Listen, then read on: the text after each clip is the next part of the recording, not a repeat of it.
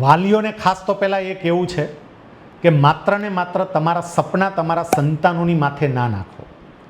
એમની પોતાની શું ઈચ્છા છે, એને શેમાં રસ પડે છે એ પણ જોવું જોઈએ.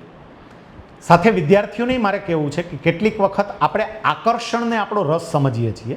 આકર્ષણ હોવું એ જુદી વાત છે અને રિયલ ઇન્ટરેસ્ટ હોવો એ જુદી વાત છે. તો વિદ્યાર્થીઓએ પોતાના શિક્ષકો જોડે આ બાબતે ચર્ચા કરવી જોઈએ. શિક્ષકો જોડે ચર્ચા કરે એટલે વિદ્યાર્થીઓને ખરા અર્થમાં શેમાં રસ છે એ જાણી શકાય.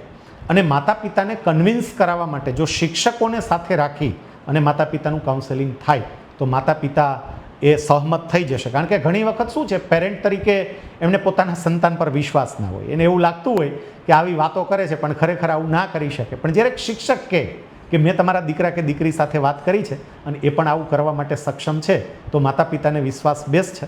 એટલે વિદ્યાર્થીઓએ પોતાના શિક્ષકને સાથે લઈ અને પોતે જે ક્ષેત્રમાં આગળ વધવા માંગતા હોય એ બાબતે પોતાના માતા પિતાને કન્વિન્સ કરવાનો પ્રયત્ન કરવો જોઈએ. આજે મોરબી ખાતે દિવ્ય ભાસ્કર અને આર્ય તેજ ગ્રુપ ઓફ કોલેજીસ દ્વારા મોરબી શહેર અને મોરબીની આસપાસના ગ્રામ્ય પંથકના વિદ્યાર્થીઓ અને એમના વાલીઓ માટે એક કારકિર્દી માર્ગદર્શન સેમિનારનું આયોજન કરેલું.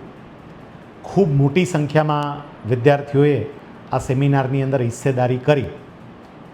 ખાસ કરીને કારકિર્દીમાં અલગ અલગ વિકલ્પો જ્યારે ઉપલબ્ધ હોય ત્યારે એમાંથી કયો વિકલ્પ એમણે પસંદ કરવો જોઈએ, પોતાની રસ રુચિને ધ્યાનમાં લઈ એ કારકિર્દીનું કયું ફિલ્ડ પસંદ કરે તો એમાં સફળતા પ્રાપ્ત કરી શકે.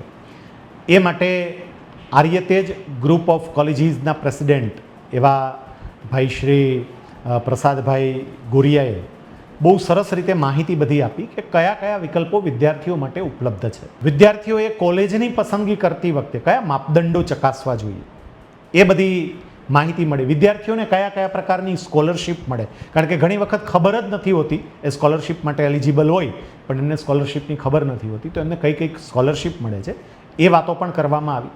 અને એની સાથે સાથે જે કારકિર્દીનું ક્ષેત્ર પસંદ કરે એ ક્ષેત્રમાં ટોચ પર પહોંચવા માટે વિદ્યાર્થીએ શું કરવું જોઈએ એના 3 મૂળભૂત સિદ્ધાંતો સંકલ્પ, સમર્પણ અને સંયમ એની ઉદાહરણો સાથે વિદ્યાર્થીઓને સ્પષ્ટતા કરવામાં આવી. કારકિર્દીના તમામ ક્ષેત્રો શ્રેષ્ઠતમ જ છે પણ પોતાની પસંદગીના જે ક્ષેત્રમાં જાય એ ક્ષેત્રમાં એ પોતાની જાત હોમી દે, વિશેષ જ્ઞાન પ્રાપ્ત કરે, બીજા કરતાં અલગ પડે તો જ્યારે પોતાનો અભ્યાસ પૂરો કરે ત્યારે એમને નોકરી શોધવાની જરૂર નહીં પડે, નોકરી એમને શોધતી આવશે. એ બધી જ વાતો વિદ્યાર્થીઓને બહુ ક્લિયર કરી. ત્યારબાદ પ્રશ્નોત્તરી પણ રાખી કે જેમાં વિદ્યાર્થીઓને મૂંઝવતા પ્રશ્નો એમણે રજૂ કર્યા અને એમના ઉત્તરો આપવામાં આવ્યા.